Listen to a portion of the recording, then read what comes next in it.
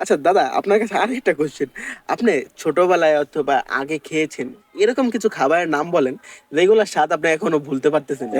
আমরা ছোটকালে মূলা হ্যাঁ। মূলা খাইতাম। হ্যাঁ।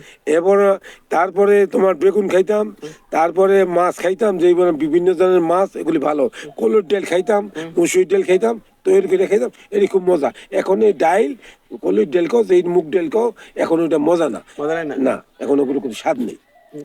আচ্ছা, আপনি বলতেন যে ইলিশ মাছ খেতেন, ইলিশ হ্যাঁ, মাছ ইলিশ মাছ খুব স্বাদ আছে ওই সময়, এখন কোনো স্বাদ নেই। এখন আমরা বিকালে ধরতাম, সকালে খাইতাম, সকালে ধরতাম, ইলিশ মাছ রাতে হতেন কিভাবে? নদীতে যাইতাম নৌকা নিয়ে। সেটাও তাইতেন? হ্যাঁ। আচ্ছা আচ্ছা, আলহামদুলিল্লাহ।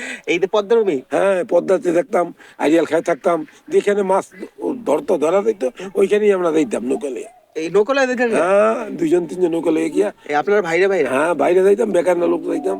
আচ্ছা আচ্ছা আচ্ছা। যাক আলহামদুলিল্লাহ। তো তো আপনাদের শৈশবটা তো অনেক স্মৃতিপূর্ণ, তাই না? হ্যাঁ, অনেক ইনশাল্লাহ। কিছু করছেন হ্যাঁ, আপনারা, হ্যাঁ। আলহামদুলিল্লাহ।